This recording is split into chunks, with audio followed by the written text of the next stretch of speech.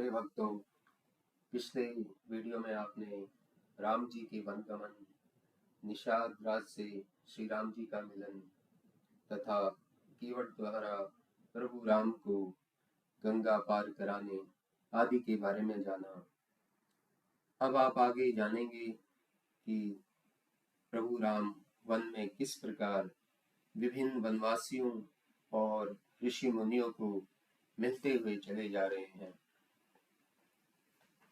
राम सप्रेम कहो मुनि पाही, नाथ कही हम केहि मग चाही। मुनि मन विहसी राम सन कहई, सुगम सकल मग तुम कहाँ आई। श्री रामचंद्र जी ने भारद्वाज मुनि से पूछा कि हे नाथ, कहिए अब हम किस मार्ग से जाएं। तब मुनि ने हंसकर कहा, हे राम, आपके लिए सभी मार्ग सुगम हैं। तथा साथ भेजने के लिए मुनि ने जो शिष्यों को बुलाया तो वे प्रसन्न हो 50 की संख्या में दौड़ पड़े। सभी को श्री रामचंद्र जी से प्रेम था। कहने लगे कि मार्ग हमारा देखा हुआ है।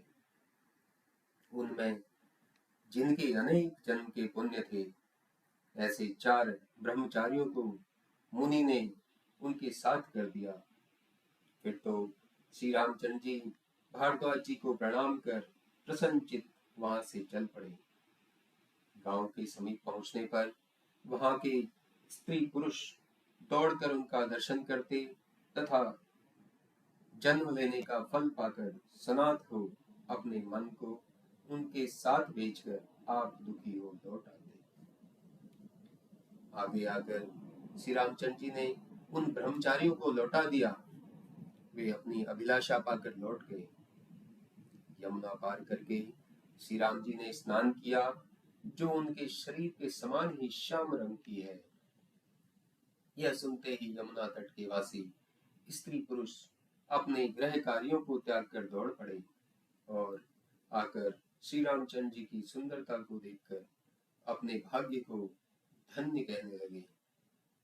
उन सभी लोगों के मन में अत्यंत लालसा थी, किंतु इनका नाम और ग्राम पूछते हुए सकुचाते थे। परंतु वृद्ध और चतुरों ने अपनी युक्ति लगाकर श्री रामचंद्र जी को पहचान ही लिया। फिर तो सब लोगों को सारी कथा सुना दी और कहा कि पिता की आज्ञा पालन करने के लिए हम वन को चले हैं। यह सुनकर वे लोग कहने लगे कि राजा रानी ने अच्छा नहीं किया। उसी समय वहां एक तपस्वी आया, जो अत्यंत छोटी अवस्था का किंतु सुंदर था।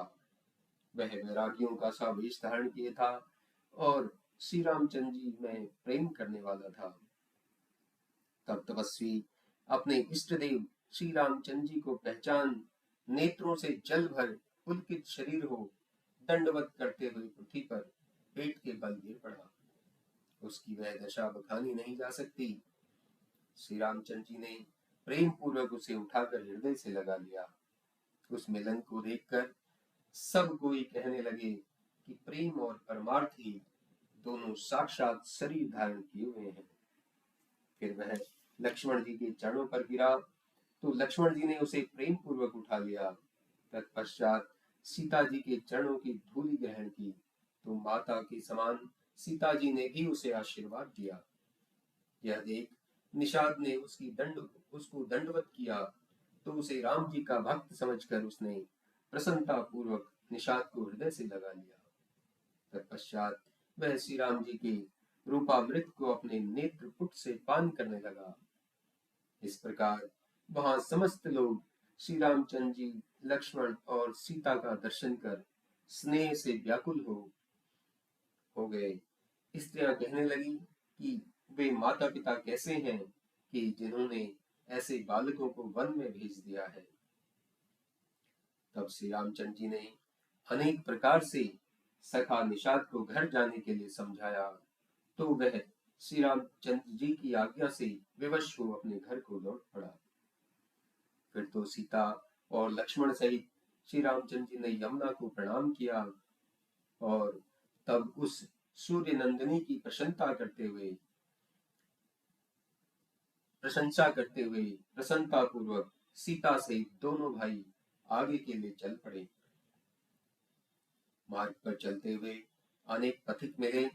वे इन दोनों भाइयों को देखकर प्रेम पूर्वक कहने लगे, आप लोग राज्य लक्षणों से युक्त हैं। आपको देखकर हमारे मन में चिंता होती है। कहिए, किस कारण आप पांव पैदल ही मार्ग में चल रहे हैं? हमारा ज्योतिष झूठा है। एक तो इस मार्ग में बड़े बड़े पहाड़ और वन अगम हैं, दूसरे आपके साथ में यह सुकुमारी स्त्री है। इस वन में हाथी और सिंह भरे हैं जो देखे नहीं जाते। आज्ञा हो तो हम साथ चलें।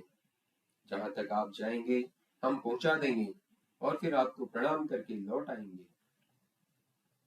इस प्रकार पुलकित होकर, नेत्रों से जल भरे हुए, प्रेम के वशीभूत होकर सब मीठी वाणी द्वारा पूछते हैं, परंतु कृपा के समुद्र श्री रामचंद्र जी सबको विनीत वाणी कहकर लौटा देते हैं।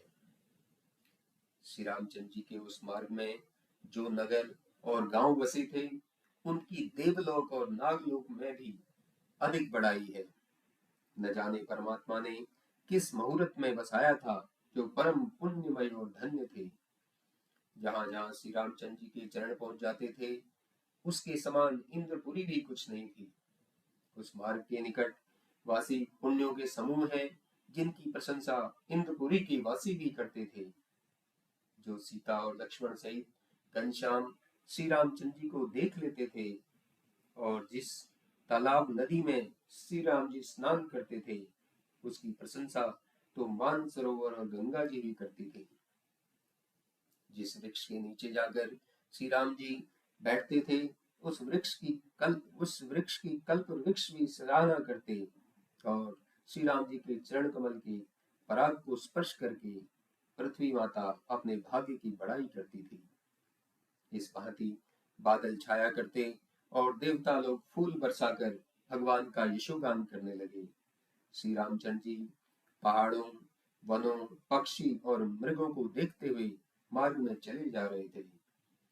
श्री रामचंद्र जी सीता और लक्ष्मण सहित जब गांव के निकट पहुंचते हैं, तब वहां उनके आगमन का समाचार सुनकर सब अपने घर का काम काज छोड़कर झट उन्हें देखने चल देते हैं और पहुंचकर राम सीता लक्ष्मण का दर्शन कर सुखी हो जाते और नेत्रों में आनंद का जल भर आता।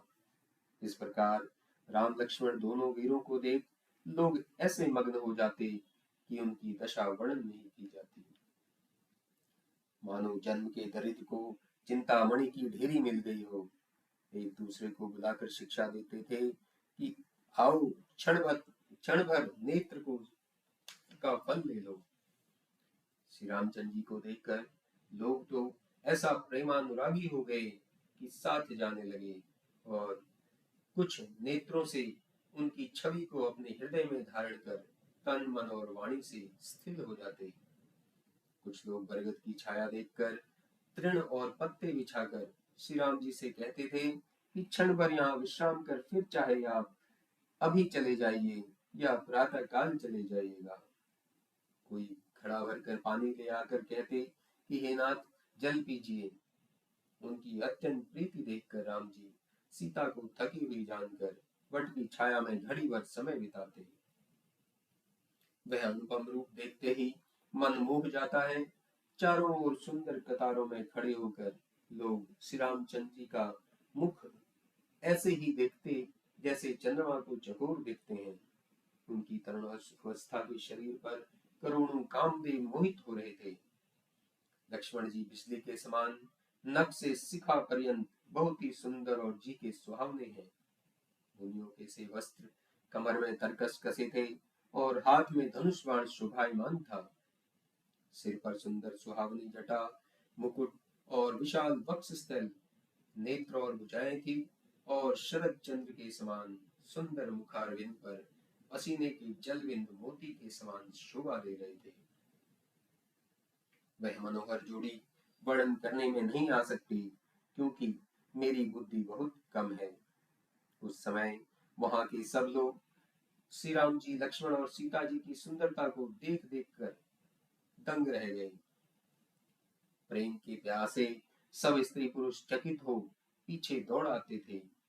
सीता जी के पास गांव की स्त्रियां जाती, परंतु पूछने के समय अतिशय स्नेह के कारण सकुचाती हैं।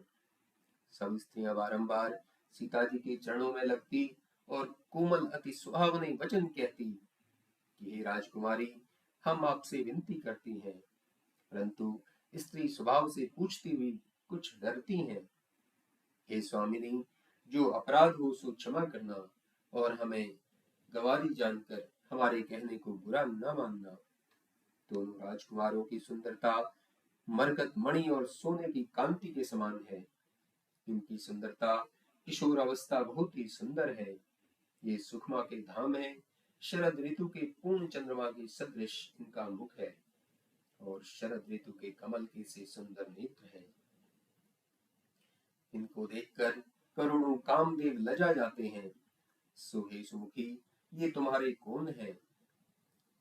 उन स्त्रियों की ऐसी स्नेह भरी मधुर वाणी सुन के सीता जी संकोच के कारण मन ही मन मुस्कुराई। सीता जी उन स्त्रियों की ओर देख फिर पृथ्वी की ओर देखने लगी। संकोच से सकुचा गई। फिर वह हिरण के बच्चों के समान नेत्र वाली पिकवाइनी सीता मधुर वाणी के साथ बोली, जो सहज स्वभाव से सुंदर गौर शरीर हैं, इनका लक्ष्मण नाम है। ये मेरे छोटे देवर हैं। फिर अपना चंद्रमुख आंचल की ओर से छिपा अपने प्रियतम राम की ओर देखने लगी। इशारे से अपने पति को जता दिया। सीता जी की इस चतुराई को देख गांव की सब स्त्रियां बहुत प्रसन्न हुई, मानो दरिद्रों ने रत्नों का ढेर लूट लिया हो। गांव की स्त्रियां सीता की चतुराई को देख पांव में पड़ अनेक प्रकार का आशीर्वाद देती हैं और कहती हैं कि हे स्वामिनी, जब तक शेष जी के सिर पर पृथ्वी रहे तब तक आप सुहागिन बनी रहें। आप पार्वती के समान पति को प्रिय होवें। हे देवी, हम पर छोह न छोड़िएगा। फिर हाथ जोड़कर विनती करती हैं कि हे देवी, यदि आप फिर इस मार्ग से आवें तो हमें अपनी दासी जानकर अवश्य दर्शन देना। ऐसा वचन सुन सबको प्रेम की प्यासी जान सीता जी ने मधुर वचन कहकर सबको ऐसे प्रसन्न किया, मानो चांदनी रात्रि को पाकर कमलिनी खिल गई हो। उस समय लक्ष्मण जी ने प्रभु का रुख जानकर लोगों से कोमल वाणी द्वारा मार्ग पूछा। प्रभु के जाने का विचार जान लोगों के दुखी नेत्रों में जल भर आया। सबका मन मलिन हो गया, मानो विधाता ने निधि देकर छीन लिया हो। फिर कर्म की गति समझकर मन में धैर्य किया और अच्छा मार्ग शोध कर प्रभु से कह दिया। तब लक्ष्मण और सीता के साथ प्रभु ने वन को प्रस्थान किया। प्रभु उनके मन को तो अपने साथ ले गए और लोगों को प्रिय वचन कहकर लौटा दिया। पीछे लौटते हुए नर नारी बहुत पछताते हैं और मन ही मन देव को दोष लगाते हैं। सब लोग विषाद के साथ आपस में कहते हैं, आहा, विधाता के सब कर्तव्य उल्टे हैं। हे विधाता, बड़ा निष्ठुर है कि जिसने चंद्रमा को रोगी और कलंक सहित किया है, जिसने रुख को कल्पवृक्ष और समुद्र को खारा किया, उसी ने इन राजकुमारों को वन में भेजा है। जब विधाता ने इनको वनवास दिया तो फिर उसने भोग विलास की वृथा ही बनाया। जब ये मार्ग में नंगे पांव फिरते हैं तो फिर नाना प्रकार की सवारियां वृथा ही क्यों बनाई। यदि ये पृथ्वी पर पड़ी हुई पत्तियां ये बिछा के सो रहते हैं तो उस विधाता ने सुंदर सैया क्यों रची। जब विधाता ने इन्हें वृक्ष के नीचे निवास दिया तो फिर महल बना के वृथा ही परिश्रम क्यों किया। जब ये सुंदर सुकुमार श्रेष्ठ राजकुमार सिर पर जटाधर मुनि वेश धारण किए हैं तो फिर विधाता ने नाना प्रकार के जो वस्त्र आभूषण आदि बनाए हैं वे सब वृथा ही है।